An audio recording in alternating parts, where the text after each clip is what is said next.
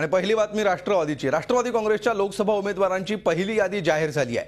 पहिल्या यादीमध्ये 18 उमेदवारांच्या नावांची घोषणा करण्यात आली आहे। राष्ट्रवादी काँग्रेसचे प्रवक्ते डी.पी. त्रिपाठी यांनी पत्रकार परिषद घेऊन उमेदवारांच्या नावांची घोषणा केली आहे। यात 12 नव्या चेहऱ्यांना संधी देण्यात आली आहे। या उमेदवारांची यादी आपण बघतोय स्क्रीनवर।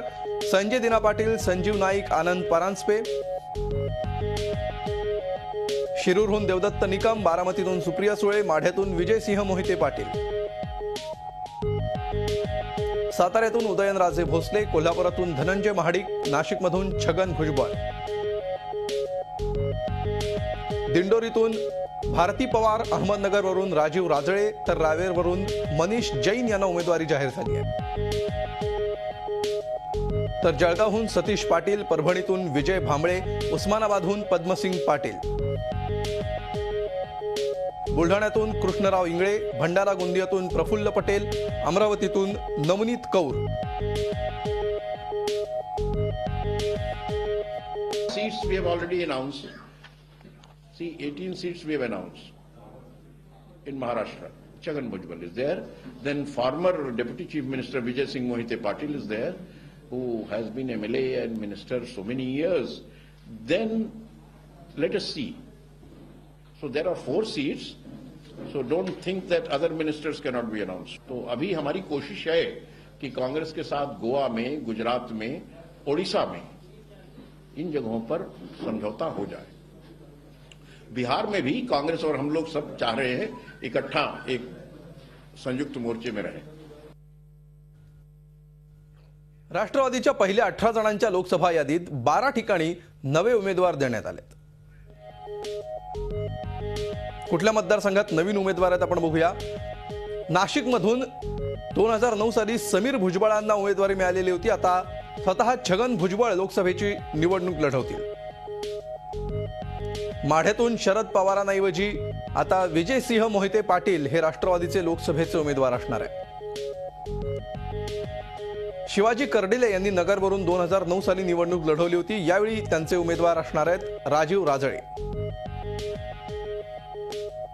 वसंत डावखरेंऐवजी आनंद परांजपेंना कल्याण डोंबिवली लोकसभा मतदारसंघातून उमेदवारी मिळाली आहे। शिरूरवरून शिवाजी कर्डिलेंऐवजी देवदत्त निकम यांना उमेदवारी मिळाली आहे। जळगावचा उमेदवारही बदललाय। वसंत मोरेंऐवजी आता सतीश पाटील यंदाचे राष्ट्रवादीचे उमेदवार असणार आहेत। तर रावेरवरून रवींद्र पाटील यांच्याऐवजी मनीष जैन यांना उमेदवारी मिळाली आहे।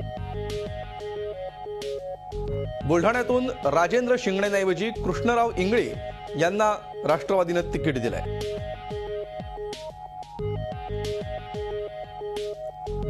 तर सुरेश वरपुडकरांऐवजी विजय भांबळे यांना परभणीतून उमेदवारी मिळाली आहे।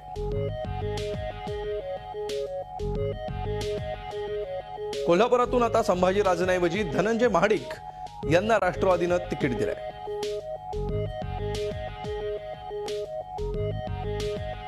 तर अमरावतीतून डॉक्टर राजेंद्र गवई यांच्याऐवजी आता नवनीत कौर यांना राष्ट्रवादीने तिकीट दिलंय।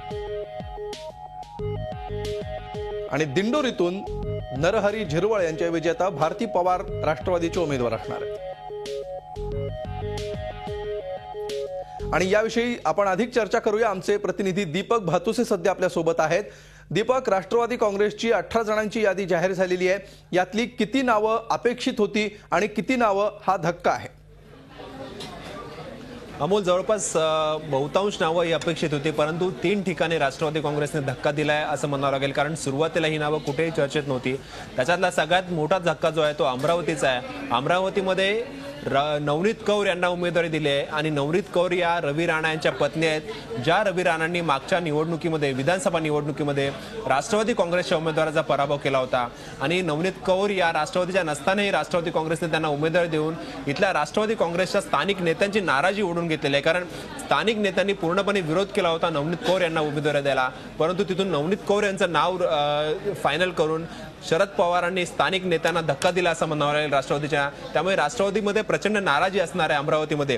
दुसरा जो धक्का आहे तो रावेरमध्ये मनीष जैन यांना उमेदवारी देऊन अमोल, इथे एक लक्षात घेतलं पाहिजे, मनीष जैन सुरुवातीपासून दावा करत होते की रावेर मतदारसंघ काँग्रेस किंवा राष्ट्रवादी काँग्रेसकडे असला तरी उमेदवार आपण असू.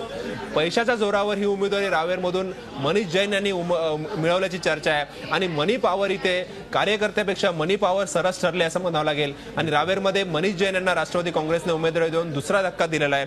तिसरा धक्का जो आहे तो कृष्णाराव इंगळे बुलढाण्यामधून, तिथे राजेंद्र शिंगणे किंवा रेखाताई खेडेकर यांच्यापैकी एकाला उमेदवारी मिळेल असं एक चर्चा होती पक्षामध्ये. परंतु ऐन वेळेला कृष्णाराव इंगळे यांचं नाव पुढे आलेलं आहे. हे 3 धक्के वगळता बाकी यादी जी आहे ती G24 तासने यापूर्वीच दाखवली होती आपल्या प्रेक्षकांना. त्याच्यात कुठल्याही प्रकारचा बदल आपल्याला दिसत नाहीये. अमोल, बिलकुल, राज्यातले नेते महाराष्ट्राचा विचार करता केंद्रामध्ये पाठवणार बहुतांश नेते जातील अशी सुद्धा चर्चा होती.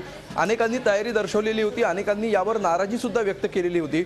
मात्र जे नवीन उमेदवार, एकूण 12 ठिकाणी नवीन उमेदवारांना संधी देण्यात आलेली आहे, त्यातले कुठले महत्त्वाचे निर्णय आहेत असं वाटतं? अमोल, सुरुवातीपासून अशी चर्चा होती राष्ट्रवादी काँग्रेसमध्ये की अनेक मंत्र्यांना यावेळेला लोकसभा निवडणूक लढवावी लागेल. परंतु छगन भुजबळ वगळता एकही मंत्री आपल्याला या यादीत दिसत नाहीये. केवळ छगन भुजबळ यांना पहिल्या यादीमध्ये स्थान मिळालंय मंत्री म्हणून, पण बाकी कुठल्याही मंत्र्याला, कारण मंत्र्यांना खरं तर लोकसभेवर जाण्याची इच्छाच नव्हती. छगन भुजबळांनी ती तयार दर्शवली आणि छगन भुजबळ यांचं नाव समोर आलं. दुसरीकडे हातकणंगले, बीड, मावळ आणि हिंगोली या 4 मतदारसंघांमध्ये राष्ट्रवादी काँग्रेसने आपला उमेदवार निश्चित केलेले नाहीये. ते 4 मतदारसंघातले उमेदवार जाहीर करण्याचे शिल्लक आहेत. याच्यातला बीड हा मुंडेंचा मतदारसंघ आहे.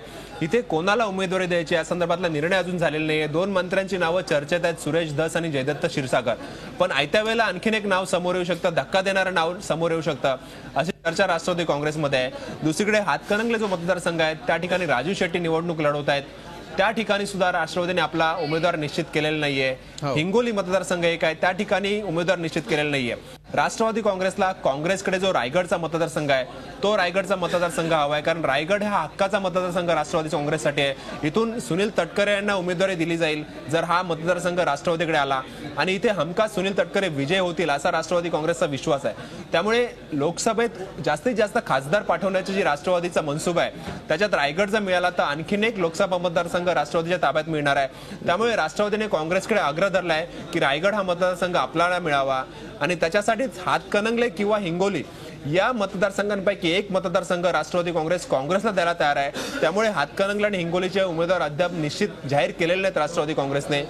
काँग्रेस बरोबर साधारणतः या आठवड्यामध्ये काँग्रेस राष्ट्रवादीची चर्चा होईल आदलाबदली संदर्भात, आणि हिंगोली किंवा हातकणंगले यापैकी एक मतदारसंघ रायगडच्या बदल्यात काँग्रेसला दिला जाईल, आणि त्याच्यानंतर उर्वरित जे मतदारसंघ आहेत त्याची नावं जाहीर केली जातील.